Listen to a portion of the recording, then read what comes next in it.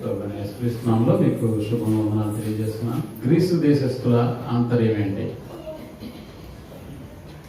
ఈరోజు మనం ఆలోచించబోయేటటువంటి అంశం గ్రీసు దేశస్థుల ఆంతర్యం.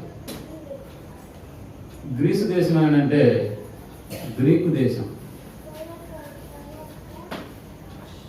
బైబిల్లో మనకి గ్రీసు దేశం అనే పేరు ఉంటుంది.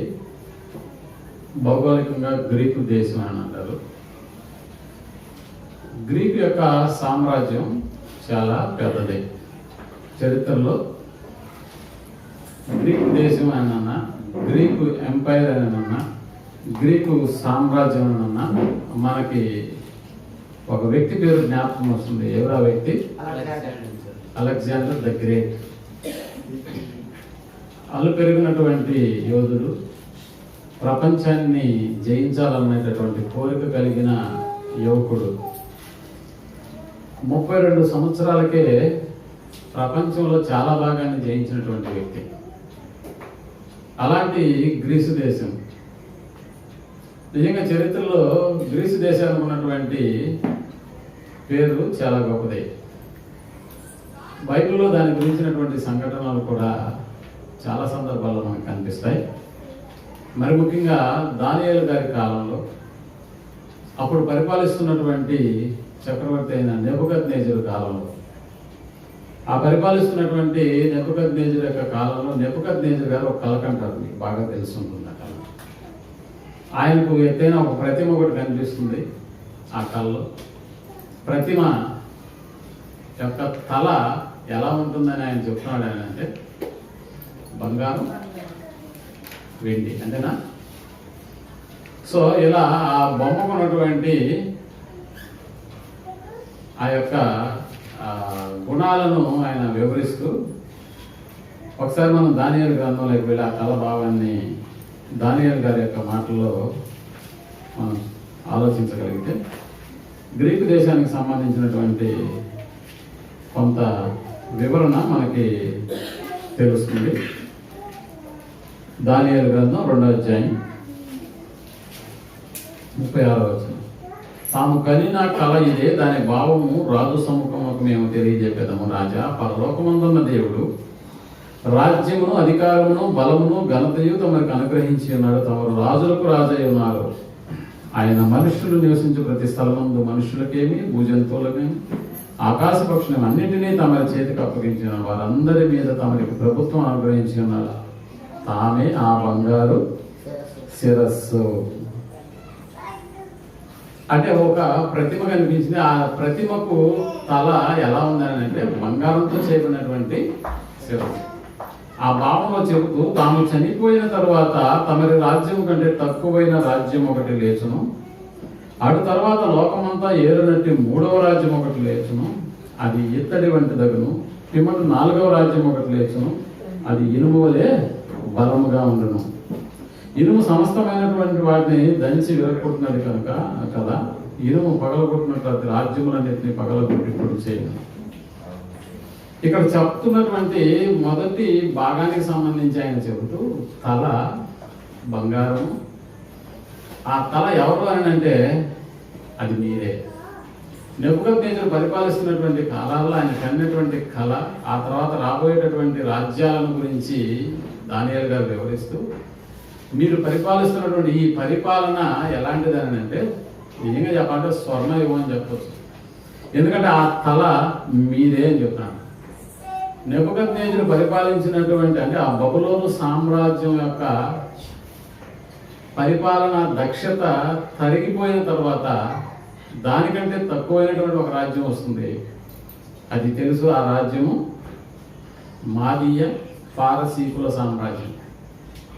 మొట్టమొదటిగా బబులోను సామ్రాజ్యం, ఆ తర్వాత మాదీయ పారసీకుల సామ్రాజ్యం, ఆ తర్వాతగా వచ్చేటటువంటిదే గ్రీకు సామ్రాజ్యం. దాదాపు ఈ గ్రీకు సామ్రాజ్యం తర్వాత వచ్చినటువంటిదే రోమా సామ్రాజ్యం, రోమా ప్రభుత్వం. మనకు తెలుసు గ్రీకు దేశానికి ముఖ్య పట్టణం ఏది అని అంటే, ముఖ్య పట్టణం ఏది గ్రీకు దేశానికి?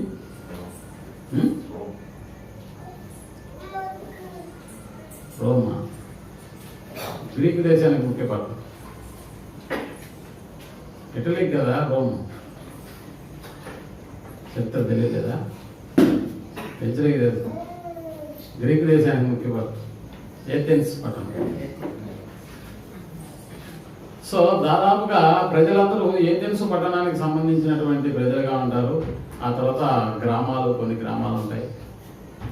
గ్రీకు దేశానికి సంబంధించి ప్రజల యొక్క మనోభావాలు ఎంతుంటాయని అంటే, గ్రీకు సామ్రాజ్యాన్ని పరిపాలించడానికి ఎన్నుకోబడినటువంటి అలెగ్జాండర్ దాదాపుగా చిన్న వయసులోనే రాజై రాజ్య యొక్క ఆ భౌగోళిక పరిస్థితులు కావచ్చు, యుద్ధానికి గురించినటువంటి నైపుణ్యం కావచ్చు, వీటన్నిటిని సంపాదించిన తర్వాత తన రాజ్యాన్ని 4 రాష్ట్రాలుగా విభజన చేసి రాష్ట్రానికి ఒక సైన్యాధ్యక్షుడిని నియమిస్తాడు. ఈ 4 సైన్యాధ్యక్షులు ఈయనకి చాలా అండదండలుగా ఉంటూ అనేక యుద్ధానికి సంబంధించినటువంటి వ్యూహాలను రచించడంలో చాలా దిట్ట. యుద్ధం చేయడం అంటే వీళ్ళకి చాలా ఆసక్తి. ఎందుకంటే గ్రీసు దేశానికి సంబంధించినటువంటి చరిత్ర విభాగంలో చిన్నపిల్లల నుంచి దాదాపుగా వారిని ఆ చలిలో కావచ్చు, లేకపోతే ఎండకి కావచ్చు, ఒంటి మీద ఎలాంటి బట్టలు లేకుండా కేవలం ఓ చిన్న గుడ్డ పేలిక మొలకు చుట్టుకొని 7-8 సంవత్సరాల వయసు ఉన్నటువంటి పిల్లలందరినీ అలా వదిలేసేవాళ్ళని వాళ్ళు అడవుల్లో. ఎందుకంటే వాళ్ళే స్థైర్యాన్ని సంపాదించుకొని ఏ జంతువు వచ్చినా ఎలా పోరాడాలో, ఏ వ్యక్తులు ఎదురైనా వాళ్ళని ఎలా జయించాలనేటటువంటి నిపుణత సాధించేటటువంటి స్థితిని కలిగి ఉండేవాళ్ళు. దాదాపుగా 21 సంవత్సరం వచ్చేసేటప్పటికి వాళ్ళలో నైపుణ్యం అంతా ఇంత కాదంట. అలాంటి వాళ్ళు తమ దేశానికి సేవ చేసే విధంగా యుద్ధ రంగంలో కూడా చక్కటి నైపుణ్యాలను ప్రదర్శించేటటువంటి పరిస్థితి ఆ దేశస్తులకు ఉంది. అంత మాత్రమే కాదు, ఇప్పుడు మనం ప్రజాస్వామ్యానికి సంబంధించినటువంటి ఓట్లు మనం వేస్తున్నాం కదా, ఒక వ్యక్తి నియంత పాలన జరిగించడానికి వీలు లేకుండా ఉండేటటువంటి స్థితి, దానికి మొట్టమొదటిగా పునాది వేసినటువంటి సామ్రాజ్యమే గ్రీకు సామ్రాజ్యం. ఎందుకంటే వాళ్ళకు ఉన్నటువంటి పట్టణాల్లో ఏ వ్యక్తి అయినా ఆ పట్టణాన్ని పరిపాలించాలని అంటే ఆ పట్టణానికి సంబంధించి అతనికి దాదాపు 6,000 ఓట్లు ఆ పట్టణస్థులో ఎవరికైతే వేస్తారో ఆ వ్యక్తి 10 సంవత్సరాలు ఆ పట్టణాన్ని పరిపాలించేటటువంటి అధికారాన్ని కలిగి ఉంటాడు. ఇక ఏ వ్యక్తి అయితే ఓడిపోతాడో, ఓడిపోయినటువంటి వ్యక్తి ఆ పట్టణంలో 10 సంవత్సరాల వరకు అతనికి ఎంట్రీ ఉండదు. ఒకవేళ తొందరపడి ఈ 10 సంవత్సరాలు ఎప్పుడైనా ఆ పట్టణంలోకి అతను ప్రవేశిస్తే అతన్ని చంపేసేటటువంటి అధికారాన్ని అతను పొంది ఉంటాడు, చంపబడేటటువంటి స్థితి ఉంటుంది. ప్రజాస్వామ్యానికి నాంది పలికినటువంటి సామ్రాజ్యం ఏదైనా ఉందంటే అది గ్రీకు సామ్రాజ్యం. మనకు తెలుసు, చాలా మంది తత్వవేత్తలు ఆ గ్రీకు సామ్రాజ్యం నుంచి వచ్చినటువంటి వాళ్ళే. ఉదాహరణకి అరిస్టాటిల్, హిప్పోక్రటీస్, వీళ్ళంతా అంటే వైద్యాన్ని కూడా డెవలప్ చేసినటువంటి ఘనత గ్రీకులదే.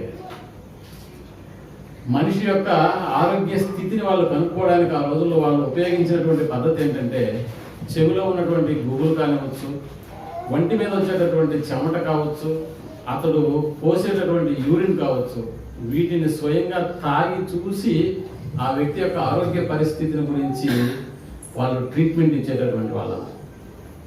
అంటే ఒక ఆరోగ్యపరంగా కావచ్చు, యుద్ధపరంగా కావచ్చు, గ్రీసు దేశస్తులు ఎంతో ముందంజలో ఉండేటటువంటి వారన్న సంగతి మనకు తెలుసు.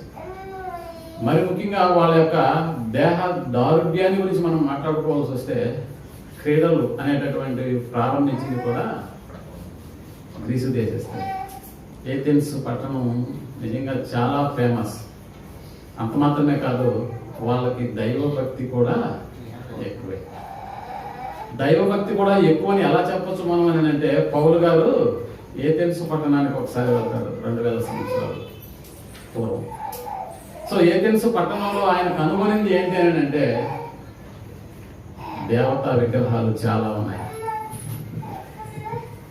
అంటే ఎంతో మంది దేవతలను వాళ్ళు కొలిసేటటువంటి స్థితిగతులు అక్కడ మనకి కనిపిస్తాయి. అంత మాత్రమే కాదు, వాళ్ళకు ఉన్నటువంటి సభ, ఆ సభలో ఉన్నటువంటి ప్రతి ఒక్కరు కూడా ఎలాంటి ఆసక్తిని కలిగి ఉంటారంటే, ఇదిగో ఎవడైనా ఒక కొత్త సంగతిని చెబితే వానికి అగ్రపీఠాన్ని ఇస్తారు, మాట్లాడమని ప్రోత్సహిస్తారు. పౌలు గారు కూడా ఆ ఊరికి వెళ్ళినప్పుడు కూడా పౌలు గారికి అవకాశం ఇవ్వడంలో ఆంతర్యం అలాంటిదే. ఎందుకంటే ఇతను మన ప్రాంతం వాడు కాకపోయినప్పటికీ అతనికి అవకాశం ఇస్తే ఏదో ఒక కొత్త సంగతుల గురించి మాట్లాడతాడన్న సంగతిని గురించి బాగా ఎరిగినటువంటి వాళ్ళు. ఎందుకంటే గ్రీసు దేశస్తులు అటు నేర్చుకోవడంలోనూ అటు చెప్పడంలోనూ ప్రపంచానికి ఒక ఆధిక్యత కనపరిచేటటువంటి వ్యక్తులుగా తమ జీవితాల్లో నైపుణ్యాన్ని సాధించినటువంటి వ్యక్తులు. అందుకని పౌలు గారు ఈ గ్రీకుల గురించి మాట్లాడుతూ ఒక విషయాన్ని చెప్తున్నాడు. కొరింథీయులకు రాసినటువంటి మొదటి పత్రిక 1వ అధ్యాయంలో గ్రీసు దేశస్తుల గురించి ఆయన చెప్తున్నటువంటి మాట మనకి జ్ఞాపకమే. 22వ వచనం, మొదటి అధ్యాయం, 1 కొరింథీయులకు రాసిన పత్రికలో యూదులు సూచక క్రియలు చేయమని అడుగుతున్నారు, గ్రీసు దేశస్తులు జ్ఞానమును వెతుకుతున్నారు. వాళ్ళకున్న ఆసక్తి ఏంటంటే జ్ఞానాన్ని వెతకటం. జ్ఞానం ఎక్కడుంటే అక్కడ దాన్ని సంపాదించుకోవడానికి వెళ్ళిపోవడం. జ్ఞానం ఉంది అని అంటే ఫలానా వ్యక్తి దగ్గర జ్ఞానం ఉందని అంటే ఆ జ్ఞానాన్ని వాళ్ళు వదిలిపెట్టేటటువంటి వాళ్ళు కాదు. నేను కూడా ఒకప్పుడు బైబిల్ పైన ఆసక్తి కలిగినటువంటి వాడిని. బైబిల్ను నేర్చుకోవడానికి ఎవరి దగ్గరికి వెళ్ళాలా అని చాలా తపన పడ్డాను. ఎందుకంటే నాకు నేర్పి ఒక సర్టిఫికేట్ నాకు తెలిసి ఈ విషయాలన్నీ ఇతనికి తెలుసు అని చెప్పేటటువంటి బోధకుడు ఎవరైనా దొరుకుతాడని వెతికాను ఆ రోజుల్లో. ఆ వెతికినటువంటి దినాల్లో నాకు ఒక సోదరుడు కనిపించాడు. ఆయన ఎవరో కదా, ఇప్పుడు లేడు మన మధ్య, బ్రదర్ థామస్ గారని గూడూరులో క్రీస్తు సంఘ బోధకుడు. నేను వెళ్ళడం మాత్రమే కాదు, నాతో పాటుగా కొంతమందిని కూడా తీసుకెళ్ళి నాకు సురేష్ అప్పుడే పరిచయమైన తరగతుల్లో. ఎందుకంటే ఎక్కడ దేవుని జ్ఞానం లభిస్తుందో దాని కొరకు ఎంతైనా ఖర్చు పెట్టడానికి వీలు కాకుండా చూసుకునేటటువంటి వాడిని కాదు. అందుకని మీకు తెలిసి ఈరోజు 2 సర్టిఫికేట్లు సంపాదించి పెట్టుకున్నాను అని అంటే దాని వెనకాల ఉన్నటువంటి ఆసక్తి, దేవుని కొరకు సమయాన్ని, ధనాన్ని, శక్తిని వినియోగించేటటువంటి ఒక స్థితి ఆ తర్వాత రోజుల్లో మనం కనిపించాలన్నా కూడా కనిపించకుండా పోయేటటువంటి పరిస్థితి. అందుకని గ్రీసు దేశస్తుల యొక్క స్వభావం ఎలాంటిదని అంటే ఎక్కడ జ్ఞానం ఉంటే అక్కడ వాళ్ళు వచ్చి వాలిపోతారు. ఎందుకు? నేర్చుకోవడానికి. అది నిజంగా జ్ఞానమా కాదా అని టెస్ట్ చేసేటటువంటి ఒక స్థితి వాళ్ళలో కూడా ఉండేది. అందుకనే పౌలు గారు నిజంగా మేము పరిపూర్ణులైన వారి మధ్య మేము ఏం చేస్తున్నామన్నాడు, ఆయన జ్ఞానమును ప్రకటిస్తున్నామని అంటే పౌలు గారి యొక్క దృష్టిలో జ్ఞానులు అనబడినటువంటి లేక జ్ఞానాన్ని వెతుకుతున్నటువంటి గ్రీసు దేశస్తులకు కూడా మేము ఏం ప్రకటిస్తున్నాం? జ్ఞానాన్ని ప్రకటిస్తున్నామని సగౌరవంగా చెప్పుకున్నటువంటి మాటలు అవి. అంటే ఓ గ్రీసు దేశస్తుడు దేన్ని వెంటాడతాడని అంటే జ్ఞానాన్ని వెంటాడతాడు. వాళ్ళ స్వభావం అదేనా అంటే అదే. ఎందుకు అలాంటి ఒక నేచర్ని వాళ్ళు డెవలప్ చేసుకున్నారని అంటే వాళ్ళ పూర్వీకుల నుంచి వచ్చినటువంటి స్వభావమే అది.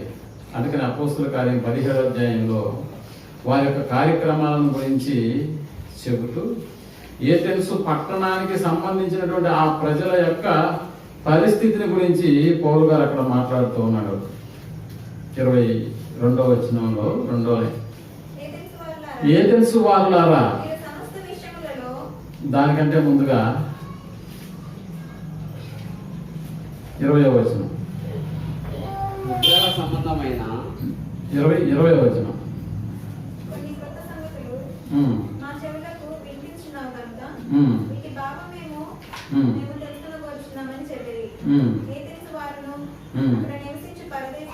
అదో ఏథెన్సు వారును అక్కడ నివసించు పరదేశులను అదో ఏదో ఒక కొత్త సంగతి చెప్పుట ఎందును వినుట ఎందును మాత్రమే కాలం గడుపుతున్నారంట. వాళ్ళ పని పాట ఏం లేదా అంటే పని పాట ఏం లేదు. దేంతో టైం పాస్ చేస్తుంటారు వాళ్ళు? వినుట ఎందు మాత్రమే. క్రొత్త సంగతి చెప్పడం లేకపోతే క్రొత్త సంగతి వినడం. ఆ మధ్య ఒక పెద్ద ఆయన ముసలాయన కనిపించినాడు. ఆయన నెల్లూరు యొక్క ఆ చరిత్రను గురించి ఒకరోజు మాటల్లో చెప్తూ ఆయన చెప్పిన మాట ఏంటంటే, ఒకప్పుడు న్యూస్ పేపర్లు ఏమీ లేవండి, ఒక అతను సైకిల్ మీద వచ్చి ఆ ట్రంక్ రోడ్లో కోమల గ్లాస్ దగ్గర ఒక బోర్డు ఉండేదాన్ని. ఆయన సైకిల్ మీద తొక్కుంటూ వచ్చి ఉదయాన్నే వచ్చి దాని మీద వార్తలు రాసేవాడు. ఆ వార్తలు చదవడానికి చాలా మంది అక్కడ గుండు కూడేవాడు, ఇతను ఏ సంగతులు రాస్తాడా అని. అలాగా ఒకప్పుడు టైం పాస్ కానటువంటి దినాలు, అటు టీవీలు కానీ ఇటు రేడియోలు కానీ లేనటువంటి దినాలు.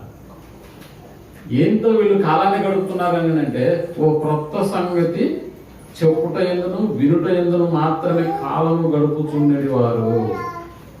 అలాంటి వారి మధ్య పౌలు మాట్లాడేటటువంటి పరిస్థితికి ఆ ప్రాంతానికి వెళ్తాడు. నిజంగా ఓ కొత్త సంగతిని వాళ్ళకి తెలియజేస్తాడు.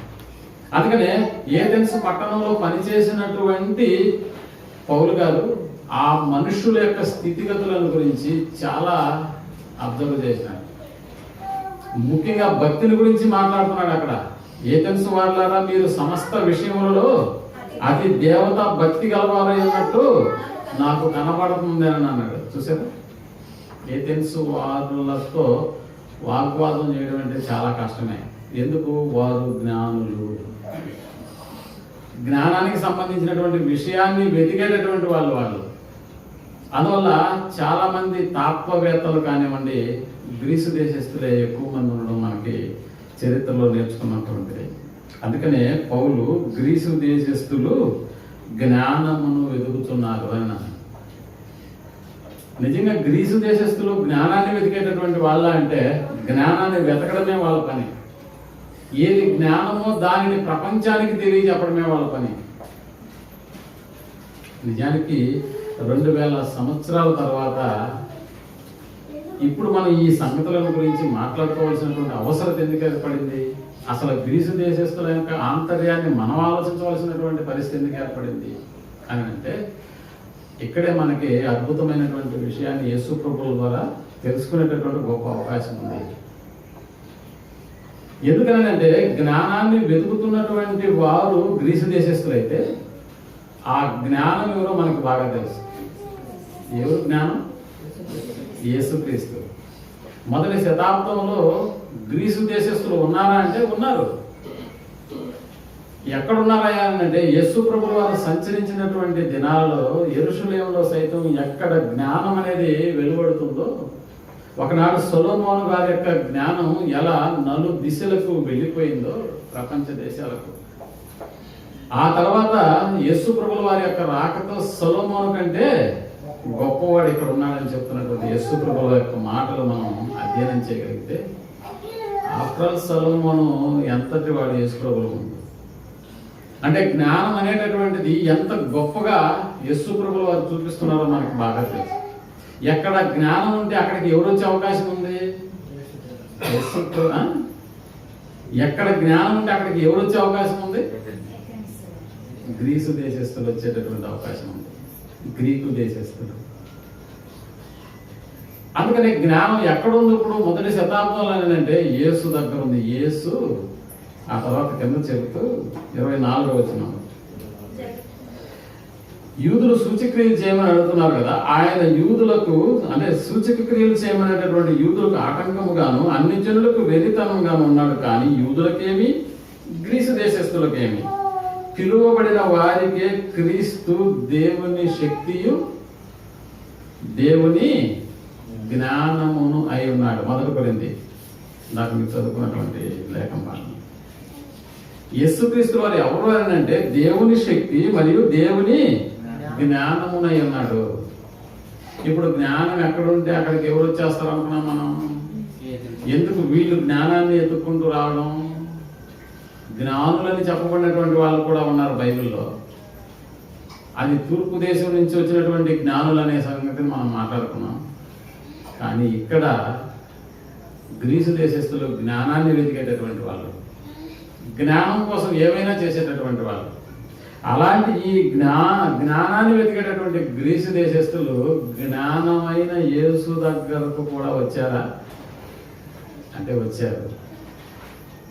ఎందుకు వాళ్ళ ఉద్దేశం ఏంటి అని అంటే అసలు ఈయన ఎంతటి జ్ఞానం పరిశీలన చేయడానికి. ఈయన జ్ఞానాన్ని గురించి వీళ్ళ దేశం కూడా పాకిపోయింది. యేసు ప్రభుల వారి యొక్క జ్ఞానం మనకు తెలుసు. ఆయన బోధిస్తున్నటువంటి బోధల వెనుకాల ప్రజలు ఆశ్చర్యపడినటువంటి సంఘటనలు ఎన్నో యేసు ప్రభుల వారు చేత పలికించబడినటువంటి ఆ మాటల సందర్భాలు మనకి సువార్తలో రాయడం మనం చూస్తున్నాం. కైసరుకు పన్ను ఇవ్వాలా వద్దా అనేటటువంటి మాటలలో కూడా ఎవరికి ఇవ్వాలో కూడా నిమిషాల్లో తేల్చేసినటువంటి లెక్కల సామర్థ్య కలిగినటువంటి వాడు యేసు ప్రభువు. అంటే మనుషులు ఆయన్ను చిక్కు పెట్టాలని చూసినా కూడా, యూదులు ఆయన్ని ఇరుకన పెట్టాలని చూసినా కూడా నిజంగా యేసు ప్రభుల వారి యొక్క తాత్వికత ముందు ఎవరు కూడా నిలబడలేనటువంటి పరిస్థితి. అలాంటి యేసుని గురించి విన్నటువంటి గ్రీకు దేశస్తులు అసలు ఈయన జ్ఞానం ఏంటో, ఈయన జ్ఞానాన్ని గురించినటువంటి ఈయన మాట్లాడుకున్నటువంటి మాటల ఆంతర్యం ఏంటో కనుక్కోవడానికి ఒక దినం యేసు దగ్గరకు వచ్చారు. ఎందుకు వీళ్ళు వస్తున్నారని అంటే అసలు ఈయన జ్ఞానపు సంగతులు చెప్తున్నాడు కదా, ఏ సంగతులు ఇతను చెప్తున్నాడో మేము ఆలోచన చేయాలి. లేక అసలు ఆయన చెబుతున్నది జ్ఞానమో కాదో కూడా తెలుసుకోవాలి. అంటే మా ఉద్దేశం ఏంటి, జ్ఞానం ఎక్కడుంటే అక్కడికి వెళ్ళిపోవడం, ఆ జ్ఞానాన్ని తెలుసుకోవడం, లేకపోతే అక్కడ వాళ్ళు అజ్ఞానులుగా ఉంటే వీళ్ళు వాళ్ళకి జ్ఞానాన్ని చెప్పడం. ఇదే వాళ్ళ యొక్క ఈ పని మాత్రమే కలిగి ఉండేటటువంటి వాళ్ళు. అందుకని ఇలాంటి జ్ఞానాన్ని వెతుకుతున్నటువంటి ఈ గ్రీకు దేశస్తులు ఒకరోజు యేసు దగ్గరకు వచ్చారు. చూడండి ఆ సందర్భం. యోహాను సువార్త 12వ అధ్యాయం 20వ వచనంలో మనకి ఈ సంగతులు మనకి కనిపిస్తుంది. యోహాను సువార్త 12వ అధ్యాయం 20వ వచనంలో ఈ సంగతి మనకు కనిపిస్తుంది.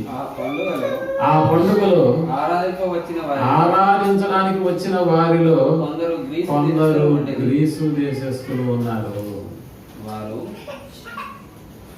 దేవుణ్ణి ఆరాధించడానికి వచ్చినటువంటి వాళ్ళు, అంటే గ్రీసు దేశస్తులు కూడా దేవుని వైపు తిరిగినటువంటి సందర్భాలు మనకు ఉన్నాయంటే ఉన్నాయి.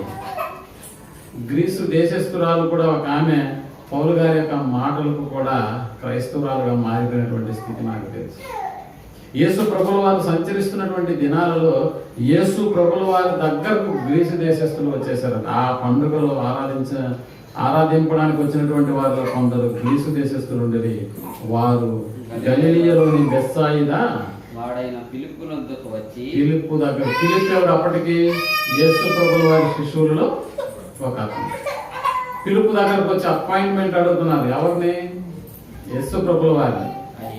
అయ్యా మేము యేసును చూడగోరుచున్నాము అని అతనితో చెప్పగా ఫిలిప్పు వచ్చి అంద్రేయుతో చెప్పాడు.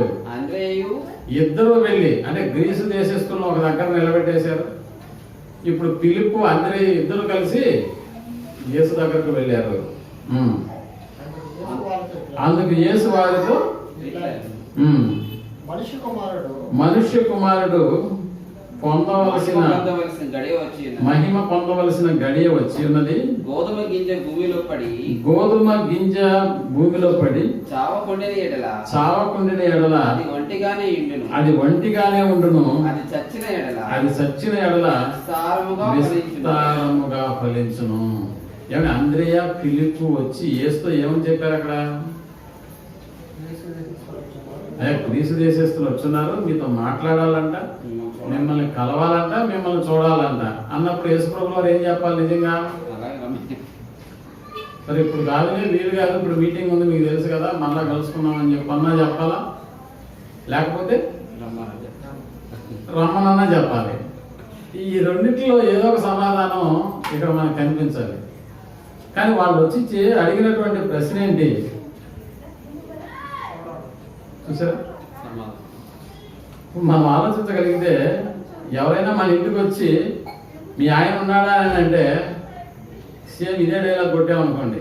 యేసు ప్రభువు వారు చెప్పిన డైలాగ్, గోధుమ గింజ అదేనా, గోధుమ గింజ భూమిలో పడి చావకుండా నేడలా అది ఒంటిగానే ఉండను, అది చచ్చిన నేడలా విస్తారంగా ఫలిస్తుందని అన్నాం అనుకో.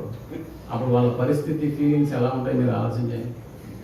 అసలే గ్రీసు దేశస్తులు ఎవరు అనుకున్నాం మనం? జ్ఞానాన్ని వెతికేటటువంటి. అలాంటి వాళ్ళకి జ్ఞానంగా సమాధానం చెప్పాలా? అంటే చెబితే ఒకటి రమ్మనన్నా చెప్పాలి, లేకపోతే రావద్దన్నా రేపన్నా రండి ఎల్లుండన్నా రండి అని చెప్పాలి. ఈ రెండు కాకుండా, ఎందుకంటే యేసు ప్రభుల వారి యొక్క ఉద్దేశం మనకు తెలుసు. యేసు ప్రభుల వారి ఆంతర్యాన్ని ఎరిగినటువంటి వ్యక్తి దేవుని శక్తి. అంటే మనిషి యొక్క ఆలోచనలు ఆయనకు తెలుసా అంటే తెలుసు. అసలు నిజంగా గ్రీసు దేశస్తులు వచ్చింది ఎందుకు, అసలు ఈయన సంగతి ఏంటో తెలుసుకోవాలి. ఈయన ఇంత జ్ఞానంగా జవాబులు చెప్తున్నాడు, లేక ఇంత జ్ఞానంగా మాట్లాడుతున్నాడు అనేటటువంటి మాటను పరిశీలించడానికి నిజంగా ఒకనాడు పరిసయ్యులు సద్దుకయ్యులు యేసు వెంబడే ఎందుకు తిరిగారు? ఆయనతో మాటల్లోనైనా ఆయన్ను చిక్కించుకోవాలని, కనీసం ఆయన చెప్పేటటువంటి మాటలను బట్టి అతని మీద నేరస్థాపన చేయడానికి. అలాంటి పరిస్థితుల్లో కూడా యేసుప్రభుల వారు ఎప్పుడు కూడా యూదులకు కానీ లేకపోతే సద్దుకాయలకు కానీ పరిసయ్యులకు కానీ ఎక్కడ దొరికినటువంటి సందర్భాలు మనకు లేవు. అలాంటిది వేరే దేశస్తులు ఆ పండుగ దినాల్లో ఆరాధించడానికి అక్కడికి వచ్చి ముఖ్యంగా యేసుక్రీస్తును కలవడానికి వచ్చినారు. కలవడానికి కూడా డైరెక్ట్ గా వెళ్లకుండా శిశువుల్లో పిలుపు దగ్గరకు వచ్చి మేము ఆయన చూడాలి అని అన్నప్పుడు చూసేదేదో దూరం నుంచి చూసుకొని వెళ్ళిపోవచ్చు కదా. అంటే చూడాలన్నప్పుడు అందులో ఉన్నటువంటి ఆంతర్యం ఏంటంటే ఆయనతో మాట్లాడాలి, ఆయన యొక్క జ్ఞానం ఏంటో మేము తెలుసుకోవాలి. తెలుసుకోవడం మాత్రమే కాదు, మనకు తెలుసు గ్రీకు దేశస్తులు జ్ఞానానికి సంబంధించినటువంటి వ్యక్తులు, జ్ఞానాన్ని వెతికేటటువంటి వాళ్ళు. అలాంటి జ్ఞానులతోనే పౌలు గారు ఎలా మాట్లాడారో మనకు బాగా తెలుసు. ఎందుకంటే మొట్టమొదటిగా వాళ్ళని పొగిడాడు. మీరు అతి దేవతా భక్తి గలవారై ఉన్నట్టు నాకు కనిపిస్తున్నానగానే గ్రీకులు ఎవరు మాట్లాడడానికి ఇష్టపడలేదు. అదే మనల్ని పొగుడుతున్నాడే కానీ మనల్ని తిట్టట్లేదు. చూసారా? అంటే ఒకవేళ ఇంకేదైనా వేరే సందర్భాన్ని మాట్లాడినా కూడా పౌరు మీదకి చాలా మంది అక్కడ ఉన్నటువంటి జ్ఞానులు మాట్లాడేటటువంటి వాళ్ళే. నిజంగా వాగ్వాదం జరిగేటటువంటి స్థితి అక్కడ మనకి కనిపించేది, కానీ ఎవరి నోరు కూడా ఎత్తనివ్వకుండా పౌలు గారు మాట్లాడినటువంటి ఆ సభలో మాట్లాడినటువంటి మాటలు మనకు బాగా తెలుసు. అలాంటిది యేసు దగ్గరకు వచ్చినటువంటి వీళ్ళు ఇంకా ఎంత పకడ్బందీగా యేసును సద్దుకయ్యులు పరిసయ్యుల కంటే ఇరుకును పెట్టాలనేటటువంటి ఆలోచనతో నిజంగా అక్కడికి వచ్చారు. అందుకనే వాళ్ళు యేసు ప్రభుల వారు దగ్గరకు కూడా రానివ్వకుండా అద్భుతమైనటువంటి మాటను చెప్పేశాడు అంతే. అంటే నిజానికి వాళ్ళు జ్ఞానాన్ని వెతికేటటువంటి వాళ్ళు కదా. ఆయన చెప్పినటువంటి జవాబు వారిని సంతృప్తి పరిచిందా? ఎందుకంటే ఇక్కడ జ్ఞానం మాట్లాడుకోవాలి. ఆ మాట్లాడుకున్నప్పుడు ఎవరిది జ్ఞానము, ఎవరి జ్ఞానం ఎక్కువ ఫలితాన్ని ఇస్తుందో కూడా నిజంగా గ్రీసు దేశస్తులు ఆ రోజు అంద్రేయును ఫిలిప్పును ఇదేంటయ్యా మేమేదో మాట్లాడడానికి వస్తే ఆయన రమ్మనన్నా చెప్పాలి, లేకపోతే పొమ్మనన్నా చెప్పాలి. మీ గోధుమ గింజ భూమిలో పడి అది చావకుండా అది ఒంటిగానే అది సత్యయాలు విస్తారంగా ఫలించాలని అంటే ఏంటి అసలు ఆయన మాట్లాడుతున్నటువంటి మాటలు ఏంటి అని హేవే భావంతో నిజంగా తిరిగి వెళ్ళిపోంటారేమో. కానీ ఇప్పుడు మనం ఆలోచన చేయాలి. నిజంగా గ్రీసు దేశస్తులకు ఎలాంటి జవాబు చెప్పడం ఏంటి యేసుప్రభుల వారు? నిజంగా 2000 సంవత్సరాలకు ముందు యేసుప్రభుల వారు మాట్లాడినటువంటి ఏ చిన్న మాట అయినా కూడా ఎందుకు ఎంత రికార్డు చేయించాడు దేవుడు ఏంటంటే ఆ మాటల్లో ఉన్నటువంటి ఆంతర్యాన్ని మనం ఆలోచించాలి. అందుకే లోతుల్లోకి వెళ్ళడానికి, లోతైనటువంటి విషయాలను తెలుసుకోవడానికి నిజంగా ఇలాంటి బైబిల్ తరగతులే మనకి చక్కగా ఉపయోగపడతాయి. అందువల్ల గ్రీకు దేశస్తులు వచ్చి ఏమని మాట్లాడాలనుకున్నారో యేసు ప్రభువు వారికి నిజంగానే తెలుసు. అందుకనే వారికి తగ్గట్టుగా, వారి జ్ఞానానికి తగ్గట్టుగా అద్భుతమైనటువంటి జవాబును వాళ్ళకి ఇచ్చేశాడు. నిజంగా వాళ్ళు జ్ఞానాన్ని వెతికే వాళ్ళైతే ఆ మాటలో ఉన్నటువంటి జ్ఞానాన్ని గురించి ఆలోచించుకుంటూ వెళ్ళిపోవాలి వాళ్ళు. ఇంతకీ ఏం చెప్పుకున్నాడు ఆయన అంటే, ఇప్పుడు యేసు ప్రభుల వారి యొక్క ఉద్దేశంలో గ్రీసు దేశస్తులు చూడడానికి వచ్చినప్పుడు వారి యొక్క ఆంతర్యం ఏంటో అని మనం ఆలోచిస్తే నిజంగా యేసు ప్రభుల వారు చాలా పసిగట్టాడు. అందుకని అంద్రేయ ఫిలిప్పుతో ఏం చెప్పాడు అని అంటే, ఇదిగో అంద్రేయ ఫిలిప్పు, ఇప్పుడు వాళ్ళు వచ్చి నన్ను చూస్తే లేక నాతో మాట్లాడితే నన్ను ఏమైనా సరిగా అర్థం చేసుకునేటటువంటి వయస్సు కలిగినటువంటి లేకపోతే ఆ జ్ఞానం వాళ్ళకుందా అంటే నిజంగా ఉండదు. ఎందుకంటే వారి జ్ఞానం నేను మాట్లాడేటటువంటి మాటలతో సరిపోదు. ఒకవేళ వాళ్ళు చూసేటటువంటి ఆ చూపులు నన్ను చాలా తక్కువ వాడిగా కనిపించేటటువంటి స్థితి ఇప్పుడు కనిపిస్తుంది వాళ్ళకి, ఇప్పుడు కనిపిస్తుంది. అందుకనే ఈ మాట చెప్పండి అన్నట్టుగా చెప్పేసాను. ఆయన ఏం చెప్తున్నాడు అంటే, గోధుమ గింజంట భూమిలో పడి చావకుండా ఎడల అది ఒంటిగానే ఉంటది, అది చచ్చిన ఎడల విస్తారంగా ఫలిస్తుందంట అని చెప్పేసినారు వెళ్ళింది. ఇంకా ఆ మాట విని వాళ్ళు ఏమనాలి? నిజంగా జ్ఞానులు కాబట్టి అర్థం చేసుకుని వెళ్ళిపోయారండి. అంటే జ్ఞానాన్ని వెతకడానికి జ్ఞానం దగ్గరకు వచ్చేసారు, జ్ఞానాన్ని చూడాలంటున్నారు, జ్ఞానంతో మాట్లాడాలంటున్నారు. వాళ్ళు జ్ఞానంతో మాట్లాడాలంటున్నారు నిజంగా. అందుకని యేసు ప్రభువు వారు, అరే ఇప్పుడు మీరు జ్ఞానాన్ని వెతుక్కుంటూ జ్ఞానం దగ్గరికి మీరు వచ్చారు కదా, మీకు అంత అవసరత లేదు. నిజంగా జ్ఞానమే మీ దగ్గరకు వస్తుంది. ఎప్పుడు వస్తుంది జ్ఞానమే మీ దగ్గరకు? మీరు ఇలా ఎత్తుక్కో రావాల్సినటువంటి అవసరత లేదు.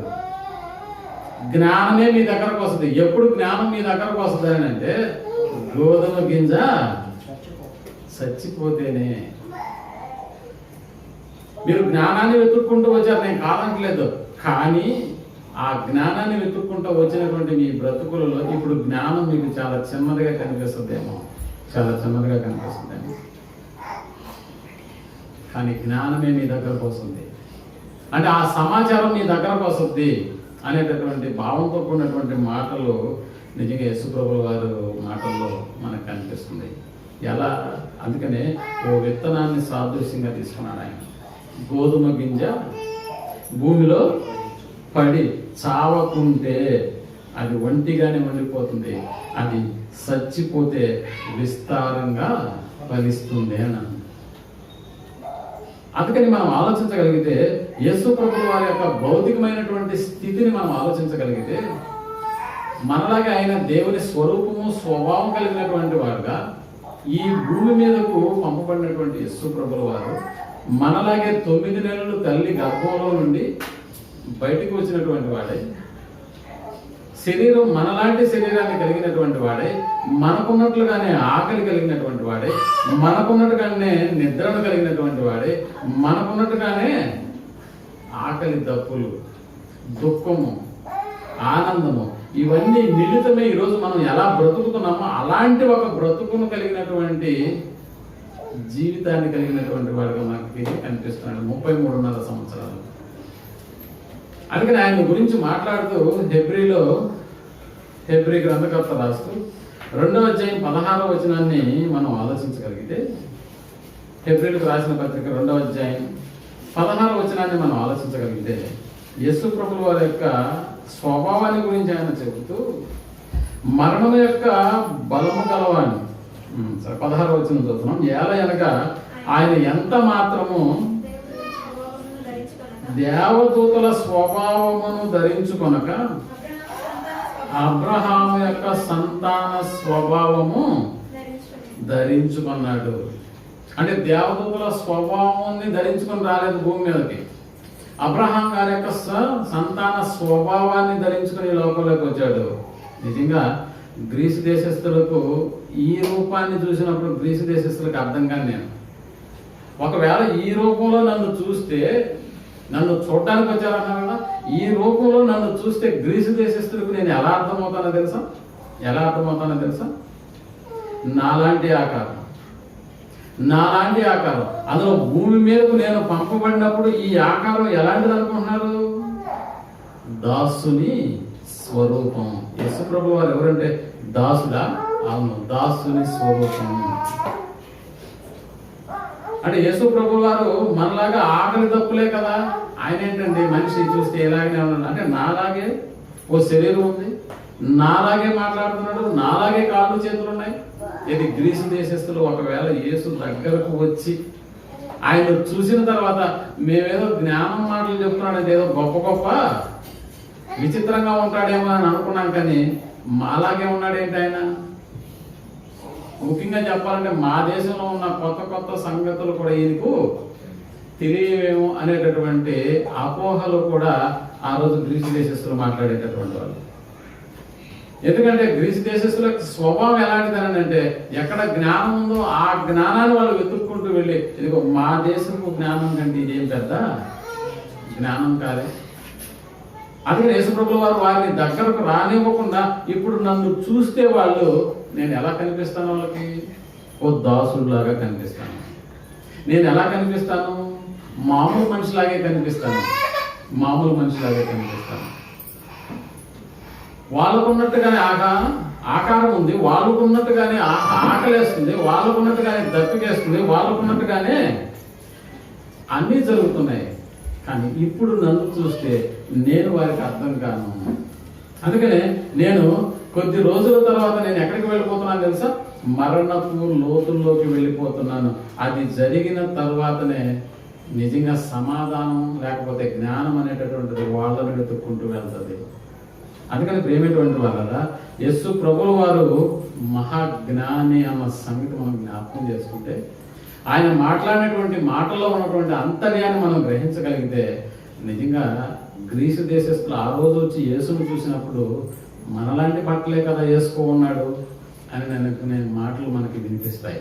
ఇంకా మనం ఆలోచించగలిగితే అప్పుడప్పుడు చూడండి, ఓ తరగతిలో చదివేటటువంటి విద్యార్థుల దగ్గరకు వెళ్ళి మనం గమనించినప్పుడు అందరూ సమానంగానే కనిపిస్తూ ఉంటారు. ఎలా?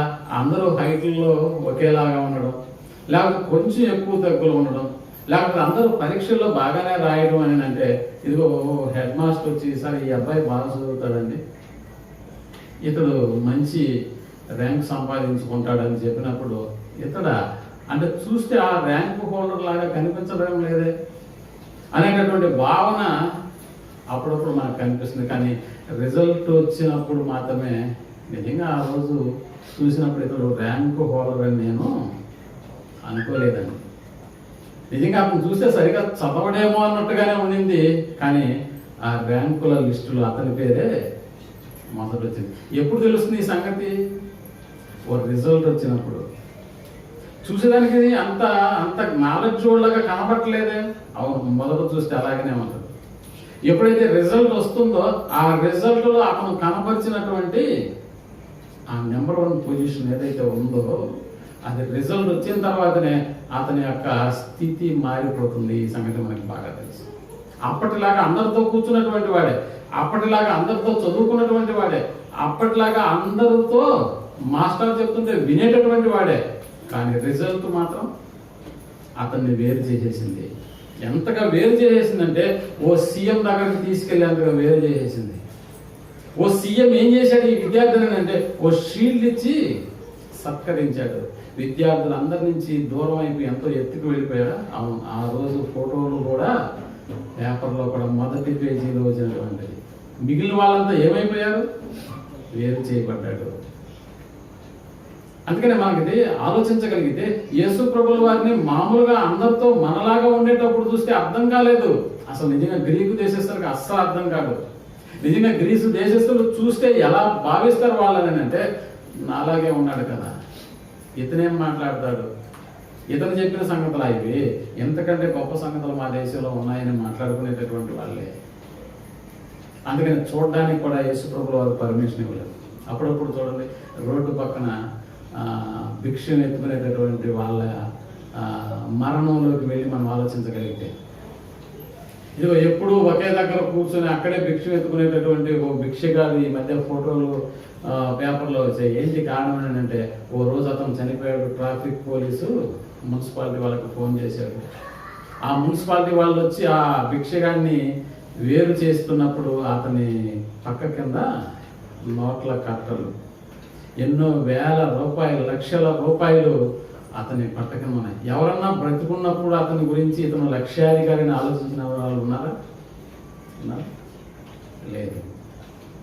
చూసారా, ఎప్పుడైతే అతను మరణించాడో అతని శరీరాన్ని అక్కడి నుంచి తొలగించడానికి వచ్చినటువంటి మనుషులు దాన్ని కనుగొన్నారు. అరే, బ్రతుకున్నప్పుడు వీడు లక్ష్యాధికారి అన్న సంగతిని ఎవరో గుర్తించలేకపోయినారు. గుర్తించలేనటువంటి స్థితిలో ఉన్నాడు అప్పుడు అతను. చూస్తే యాచకుడు. నిజంగా ఎవరైనా అంత డబ్బు ఉంటుందని ఊహించగలుగుతారా అని అంటే లేదు, ఊహలకి అందనటువంటి పరిస్థితి. మరి ఎప్పుడు జరిగింది ఇలాంటి విచిత్రమైనటువంటి పరిస్థితి అని అంటే, అతడు మరణించిన తర్వాత అతని దేహాన్ని తీసుకెళ్లి పూడ్చిపెట్టడానికి ఇష్టపడినప్పుడు ఇదిగో ఆ మనుషులకు దొరికినటువంటి డబ్బు. అందుకని యేసుప్రభులు బ్రతికున్నప్పుడు యేసుప్రభుల వారిని చూస్తే నిజంగా ఇతను మనలాంటి వాడే. ఏం కనిపిస్తుంది అతనిలో గొప్పతనం? ఏమి కనిపిస్తుంది? బతుకున్నప్పుడు లక్ష్యాధికారి అంటే ఎవరు నమ్మనటువంటి స్థితి ఒక భిక్షగాల్లో మనకు కనిపించినప్పుడు, ఇదిగో అందరితో చదువుతున్నప్పుడు ఈ విద్యార్థి స్టేట్ ర్యాంక్ నెంబర్ 1 హోల్డర్ అని ఊహించలేనటువంటి పరిస్థితులు ఏర్పడినప్పుడు, ఇదిగో యేసు ప్రభుల వారు కూడా అలాంటి పరిస్థితిని మనకు కనపరుస్తున్నాడు. మనలాగే సంతోషాన్ని, మనలాగే నిద్రను, మనలాగే దుఃఖాన్ని, ఆకలిని కలిగి ఉన్నప్పుడు ఈయన ఒక మహనీయుడు అనేటటువంటి పరిస్థితిని గ్రీకులు ఆలోచించగలుగుతారా? లేదు. అందుకని ప్రియమైనటువంటి వాళ్ళ నిజంగా యేసు ప్రభుల వారు బ్రతికినటువంటి దినాలలోనే యేసు ప్రభుల వారిని ఎంత తక్కువగా అంచనా వేసి మాట్లాడారో తెలుసా? ఇతడు వడ్లవాణి కుమారుడు కాదా? ఎవరంట ఇతను వడ్లవాణి, అలా వడ్రోళ్ళ పిల్లడు కదా ఇతను. పెద్దలు అతను చూసి అంటే ఇతను మహనీయుడా అని అన్నారా? లేదండి. ఇతను వడ్లవాణి కుమారుడు కాదా? ఇతని తల్లి పేరు మరియమ్మ కాదా? మరీ కాదా?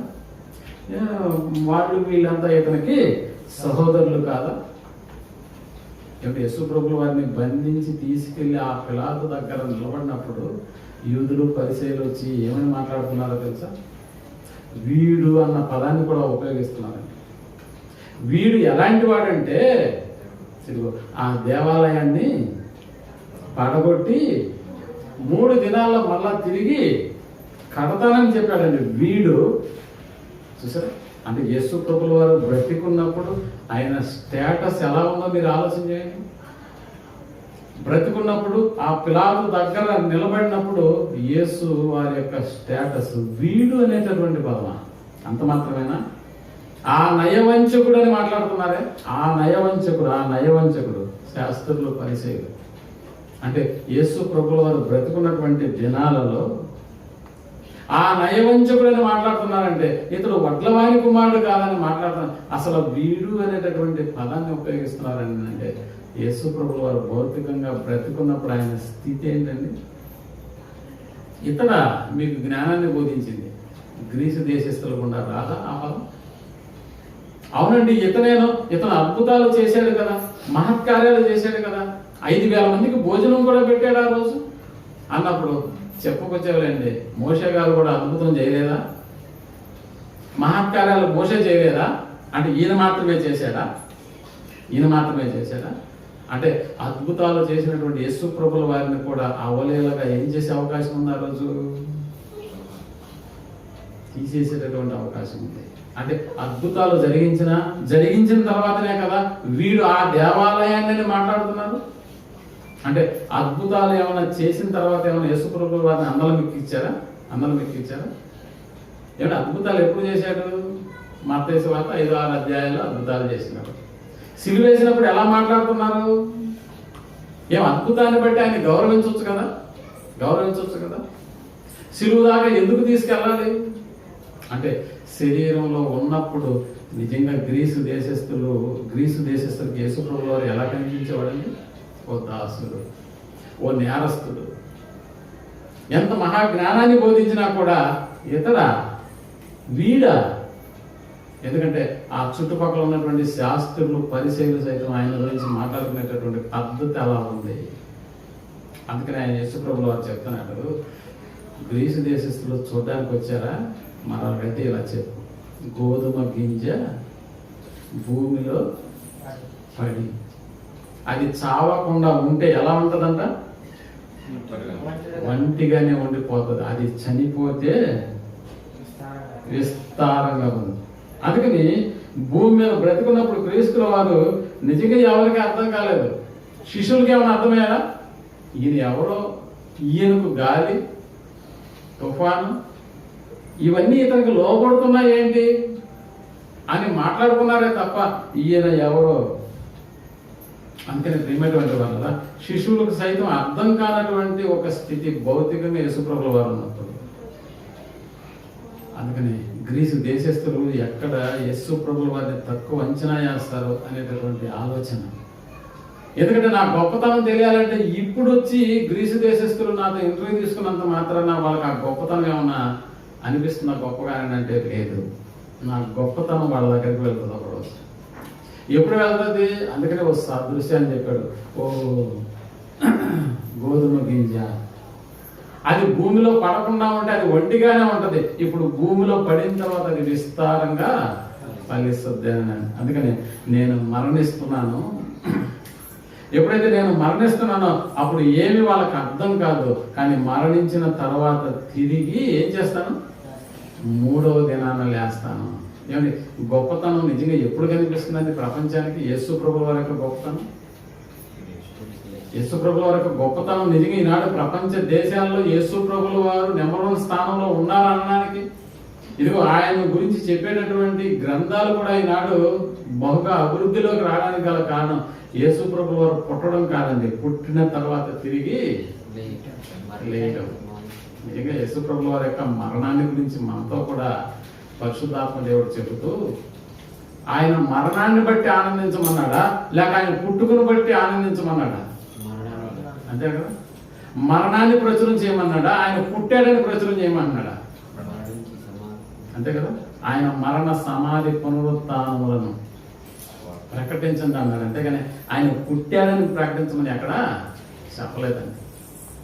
లేఖనముల ప్రకారం యేసు ప్రభువు ఇదిగో ఆ సువార్తను ప్రకటించండి అన్నాడు. ఏంటి ఆ సువార్త? లేఖనముల ప్రకారం యేసు ప్రభువు వారు మరణించాడు, సమాధి చేయబడ్డాడు, తిరిగి 3వ దినమున లేచాడు. అందుకని రొట్టె ద్రాక్ష రసాన్ని తీసుకునేటప్పుడు కూడా మనం చెప్పుకునేటటువంటి మాటలలో ఉన్నటువంటి ఆంతర్యం ఏంటో తెలుసా? ఆయన వచ్చు వరకు ఏం చేయాలి? ఆయన మరణమును ప్రచురించాలి. పుట్టుక దినాన్ని మరణ దినాన్ని ప్రచురించాలి, మరణాన్ని ప్రచురించాలి అని. అందుకే ప్రేమటువంటి వాళ్ళ యేసు ప్రభుల వారు నిజంగా ఆయన సిలువేస్తున్నప్పుడు కూడా ఆనాడు ప్రజలకు యేసు ప్రభుల వారు అర్థం కాలేదండి. యేసు ప్రభుల వారు అర్థం కాదు సిలువేస్తున్నప్పుడు కూడా. అందుకే ఆయన తిరిగి మరణించి 3వ దినాన నేను లేస్తానని చెప్పినా కూడా ప్రజలు నమ్మారని అంటే ముఖ్యంగా శిశువులు అసలు నమ్మలేదు. మరణించక ముందు నేను తిరిగి 3వ దినాలు లేస్తానని చెప్పినా కూడా శిశువులు నమ్మారా అంటే లేదు. ఆయన బ్రతికున్నప్పుడు నమ్మలేదు, ఆయన తిరిగి లేచిన తర్వాత కూడా నమ్మారా? నమ్మలేదు. నిజంగా తోమ అయితే నేను నమ్మను కాక నమ్మను. ఏం చేయాలి నేను నమ్మాలంటే? ఆయన చేతి గాయంలో ఏం పెట్టాలంట? ఏలు పెట్టి చూస్తే కన్నా. అందుకని ప్రేమటువంటి వాళ్ళ గోధుమ గింజను పోల్చి చెప్తున్నటువంటి సందర్భం మనకు కనిపిస్తుంది. ఎందుకంటే ఓ విత్తనం ఒంటిగా ఉంటే ఆ ఒంటిగానే ఉండిపోతుంది. అదే విత్తనాన్ని నువ్వు భూమిలో నాటి పెడితే చెట్టు అయ్యి ఎంత పెద్దది అవుతుందో తెలుసా? అంతే. అప్పుడప్పుడు చూడండి, మనం మరణించినటువంటి వాళ్ళను కూడా ఏం చేస్తామో తెలుసా? క్రైస్తవులు ఎవరన్నా శవాన్ని తగలబెట్టడం చూసారండి? పూడ్చిపెట్టడం చూసారా? ఎందుకు అలాగా? అది క్రైస్తవుల కాన్సెప్ట్ ఏంటంటే చక్కగా శుభ్రంగా స్నానం చేయించి నిజంగా వీలుంటే వాళ్ళకి ఆ కొత్త బట్టలు వేసేసి ఆ తర్వాత వారిని శుభ్రంగా మంచి పెట్టిలో పెట్టేసి అలా వారి చుట్టూ సుగంధ ద్రవ్యాలను అన్నిటినీ వాటిని చల్లి చాలా జాగ్రత్తగా తీసుకెళ్ళి చక్కగా వాళ్ళని ఏం చేస్తున్నాం? పూడుస్తున్నాము. ఎప్పుడైనా రైతు విత్తనాలను తగలబెట్టడం చూసామండి? విత్తనాలను తగలబెడతాం లేదు. విత్తనాలను ఏం చేస్తారు? రైతు పూడుస్తారు, భూమిలో నాటుతారు. ఎందుకు అలా చేయడం అంటే అందులో నుంచి అది చచ్చిపోతేనే, అది భూగర్భంలో ఉంటేనే మరలా అది మహావృక్షంగా ఫలిస్తుంది. 9 నెలలు తల్లి గర్భంలో ఉన్నటువంటి వాడు ఎక్కడికి రావాలి? 9 నెలలు తల్లి గర్భంలో ఉన్నటువంటి వాడు ఎలా భూమి మీదకి వస్తున్నాడో భూగర్భంలో ఉన్నటువంటి వాడు కూడా మళ్ళా ఏం చేస్తాడు? తిరిగి లేస్తాడు. అందుకని పౌలు గారు కూడా ఇదే గోధుమ గింజను సాదృశ్యంగా తీసుకుని ఏం చెప్తున్నాడో చూడండి ఒకసారి. కొరింథీయులకు రాసిన మొదటి పత్రిక 15వ అధ్యాయం 35వ వచనాన్ని మనం ఆలోచించగలిగాం. కొరింథీయులకు రాసిన పత్రిక మొదటి అధ్యాయం 35వ వచనాన్ని మనం ఆలోచిస్తే, అయితే మృతులు ఎలాగూ లేస్తారు? మృతులు వారు ఎట్టి శరీరంతో ఒత్తులని ఒకడు అడుగును. అవివేకి, నీవు విత్తునది చచ్చితేనే కాని బ్రతికింపబడదు కదా. విత్తు దాన్ని చూడగా అది గోధుమ గింజైనను సరే, మరి ఏ గింజైనను సరే వట్టి గింజనే ఎత్తుతున్నావు కదా. నువ్వు పుట్టబోయేటటువంటి శరీరాన్ని విత్తుట లేదు. చూసారా, పౌలు గారు కూడా ఏ గింజను సాదృశ్యంగా తీసుకున్నాడంటే ఒకనాడు యేసు ప్రభుల వారు వాడినటువంటి గోధుమ గింజ. అది ఇలా ఉన్నప్పుడు దాని యొక్క విలువ నీకు అర్థం కాదు. అది భూమిలో పడితేనే దానిలో నుంచి ఓ మహావృక్షం వస్తుంది. ప్రేమటువంటి వాళ్ళ ఇటు గ్రీసు దేశస్తులకు కావచ్చు, ఇటు ఈనాడు చదువుకున్నటువంటి ఈ అధ్యాయాన్ని చదువుతున్నటువంటి మనకు కూడా అందులో ఉన్నటువంటి అంతర్యం ఏంటంటే ఈ జీవితం వెనకాల మరొక జీవితం ఉందని చెప్తున్నాడు. ఈ జీవితంతో ఇదిగో బ్రతుకుతున్నటువంటి ఈ జీవితమే ముగింపు కాదు, ముగించబడినటువంటి ఈ జీవితం మరొక జీవన విధానానికి పునాది అని అంటున్నారు ప్రేమటువంటి. అందుకనే మరణం అంటే ఎలాంటిదని అంటే ఒక ఇంటర్వెల్ లాంటిది. బ్రతుకున్నటువంటి ఈ జీవితము ఇదిగో ఆ తర్వాత కోట్లు జీవించబోయేటటువంటి జీవితానికి మరణం అనేటటువంటి ఇంటర్వెల్ లాంటిది. అందుకని మరణించినటువంటి వారిలో ప్రథమ ఫలముగా ఎవరు లేచారంట? యేసు ప్రభువు వారు. మరణించినటువంటి వాళ్ళు ప్రథమ ఫలముగా. చాలా మంది మరణించారు, లేచారు. కానీ లేచినటువంటి వారు మరలా ఏమైపోయారు? చనిపోయారు. కానీ యేసు ప్రభువు వారు మరణించాడు, సమాధి చేయబడ్డాడు, తిరిగి లేచాడు. లేచిన తర్వాత బ్రతికున్నప్పుడు ఏదో ఆ యెరూషలేము చుట్టుపక్కల ప్రాంతాల వారికే తెలిసిందేమో, కానీ మరణించి తిరిగి లేచిన తర్వాత నిజంగా జ్ఞానం గ్రీసు దేశస్తుల వరకు వెళ్ళిపోయిందా? ఆ తర్వాత వెళ్ళింది. ఎందుకంటే అరే మరణించినటువంటి వాళ్ళలో ఎప్పటి వరకు ఎవడో లేయలేదు, కానీ యేసు ప్రభువు వారు తిరిగి లేచారు. అది నమ్మడానికి అది గ్రీసు దేశస్తుడైనా కావచ్చు, యూదుడైనా కావచ్చు, నమ్ము ప్రతివానికి అది నమ్మి రక్షించబడేటటువంటి స్థితి, ఆయన తిరిగి లేచినటువంటి స్థితి. అందుకని ఒకనాడు గ్రీసు దేశస్తులకు ఎందుకు యేసు ప్రభువు వారు కలవనివ్వలేదంటే అప్పుడు ఉన్నటువంటి స్థితి వేరే, అప్పుడు ఉన్నటువంటి ఆయన సామర్థ్యం వేరే. ఎప్పుడైతే మరణించి తిరిగి లేచాడో, నిజంగా చెప్పాలని అంటే యేసు ప్రభుల వారిని గురించి మరణించి తిరిగి లేచిన తర్వాత తండ్రి అయిన దేవుడు ఆయనకి ఎక్కువ హై లెవెల్ స్థాయిని ఇచ్చాడా లేదా? భూమి మీద ఉన్న వారిలో కానీ, పరలోకమందు ఉన్న వారిలో కానీ, భూమి కింద ఉన్న వారిలో కానీ ఆయన నామము తెచ్చుబడినట్లుగా, ప్రతి మోకాలు ఆయన ఎదుట వంగునట్లుగా గొప్ప ఉన్నతమైనటువంటి స్థితిని ఇచ్చాడా లేదా? అసలు భూమి మీద ఉన్న వారిలో అన్నాడని అంటే మీరు అర్థం చేసుకోండి. పోనీ భూమి మీద ఉన్న వారిలో ఫలానా ఆయన గ్రేట్ అని అంటే ఏ కొద్ది మంది పేర్లు మనం చెప్పుకున్నాం. భూమి మీద ఉన్నటువంటి వాళ్ళు ఎవరు అని అంటే ఓ గాంధీ మహాత్ముడు అందరికీ తెలుసా? ప్రపంచ దేశాల్లో పాపం తెలుసుంటుంది. ప్రపంచ దేశాలన్నింటిలో ఒక బిల్ క్లింటన్ అంటే ఎవరో తెలుసా? తెలుసు, ఎందుకంటే అగ్రరాజ్యం కాబట్టి. ప్రపంచ దేశాలు అంటే భూమి మీద ఉన్నటువంటి వారిలో కొంతమంది పేర్లు మనం చెప్పుకోవచ్చేమో, కానీ పరలోకంలో ఉన్నటువంటి వాళ్ళ గురించి చెప్పుకోగలుగుతామా? అలాగని భూమి కింద ఉన్నటువంటి వారిని గురించి మాట్లాడుకోగలుగుతామా? అంటే 3 లోకాలలో ఉన్నటువంటి ఎవరిని గురించి మనం మాట్లాడుకున్నా కూడా వారందరికంటే గొప్పవాడుగా యేసు ప్రభువు వారిని తండ్రి అయిన దేవుడు ఉంచాడా లేదా? ఎలా సాధ్యమైంది ఇది? మరణించి తిరిగి లేయడం వల్ల, మరణించి తిరిగి లేయడం వల్ల. అందుకని ప్రేమటువంటి వాళ్ళ ప్రతి మోకాలు కూడా ఆయన ఎదుట వంగునట్లుగా యేసును సజీవంగా తిరిగి లేపాడు. అందువల్ల యేసు యొక్క జ్ఞానం బ్రతికున్నప్పుడు అది మనుషులకు వెరితనమే, కానీ మరణించి తిరిగి లేచి చూపించిన తర్వాత నిజంగా అదే జ్ఞానం గ్రీసు దేశానికి కూడా వచ్చింది, వెళ్ళింది. ఇది గ్రీసు దేశానికి కూడా ఆయన మరణించి తిరిగి లేయడం అనేటటువంటి కార్యక్రమం వారిని కూడా రక్షణలోకి తీసుకురావడానికి ఓ బలమైనటువంటి పునాదిగా మారింది యేసు యొక్క మరణం. నిజంగా ఆ రోజు వచ్చి యేసును దర్శించుంటే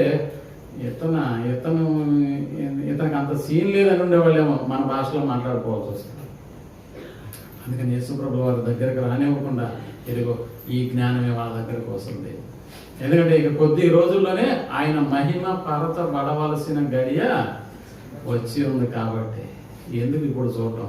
ఆల్రెడీ జ్ఞానమే వాళ్ళ దగ్గరికి వస్తుందని చెప్పని గ్రీకు దేశస్తుల యొక్క ఆంతర్యాన్ని ఎరిగినటువంటి యేసు ప్రభుల వారు ఆ జ్ఞానాన్ని గురించి వారికి చెప్పకనే చెప్పి పంపించేసాడు. ప్రియమైనటువంటి వాళ్ళ ఈ రోజు కూడా ఆ జ్ఞానం వెనకాల ఉన్నటువంటి ఆ మాట వెనకాల ఉన్నటువంటి అర్థాన్ని మనం అర్థం చేసుకోగలిగితే ఈ జీవితం వెనకాల మరొక జీవితం ఉందని, ఆ జీవితంలో మనం నిరంతరము బ్రతకగలిగేటటువంటి ఒక స్థితి ఉందని మనకందరికీ కూడా యేసు ప్రభువు వారు తెలియజెప్తున్నాడు. అందుకని రాబోయే జీవితం కొరకు మనం అందరం బ్రతకాలని ఆయన కోరుకుంటున్నాడు. ఆ జీవితం బాగుండాలంటే ఈ జీవితం దేవుని కొరకు పెట్టుబడిగా పెట్టి ఈ జీవితాన్ని ముగించాలని తన యొక్క మాటల్లో గ్రీసు దేశస్తులకు తెలియజేశాడు. ఈరోజు మనకు కూడా యేసు ప్రభువు వారు మాట్లాడాడు. ప్రార్థన చేసుకున్నాం. మళ్ళా మనం వచ్చే సెకండ్ సాటర్డే మనకి వెంకటేశ్వరంలో యథాప్రకారంగా స్పెషల్ బైబిల్ తరగతి ఉంటుంది 7:30కు. దయచేసి అందరూ గమనించాలని మనం చేస్తున్నాం. ప్రార్థన చేసుకుని బైబిల్ తరగతిని మనం ముగించాం. దయగలిగిన మా కన్న తండ్రి, మీ కృపలో మమ్మల్ని కాపాడుతూ మమ్మల్ని బలపరుస్తూ అద్భుతమైన మీ జ్ఞాన సంపదను మాకు వినిపిస్తూ వినడానికి, ఆలోచించడానికి, అనుసరించడానికి మాకు ఆయుష్ను, ఆరోగ్యాన్ని దయచేస్తున్నటువంటి మీ ప్రేమను బట్టి మీకు అన్నారు. నాకు చేరువచ్చిన బిడ్డలందరినీ జ్ఞాపకం ఉంచుకోమని, ఎవరైతే మీ యొక్క జ్ఞానాన్ని వెతకడానికి ఇంకా ఇష్టపడుతున్నారు, మీ యొక్క జ్ఞానపు మాటలు వినడానికి వెనకంజ వేస్తున్నారు, కృపలో వాళ్ళని జ్ఞాపకం చేసుకుని అనే బిడ్డలు వచ్చే బుధవారం అయినప్పుడు ఆయన యొక్క మందిరానికి వచ్చి మీ యొక్క విలువ కలిగినటువంటి మాటలు విని అనుసరించలాగా సహాయం చేయము. తండ్రి, అనారోగ్యంతో బాధపడుతున్నాడు, నీ బిడ్డలు జ్ఞాపకం చేసుకోమని, నేను వారికి కావాల్సినటువంటి సామర్థ్యాన్ని, ముఖ్యంగా ఆయుష్ను, ఆరోగ్యాన్ని మీ కృపలో వారికి దయచేయమని కోరుకుంటూ చేరుతున్న నీ బిడ్డలందరినీ బట్టి మరొకసారి జ్ఞాపకంలోకి తెచ్చుకోమని ఈ ప్రార్థనను మా రక్షకుడును మీ ప్రియకుమారుడైనటువంటి యేసుక్రీస్తు నామములో ప్రార్థించి అడిగి వేడుకొంచున్నాము తండ్రి. అందరికీ వందనాలు. మళ్ళా మనం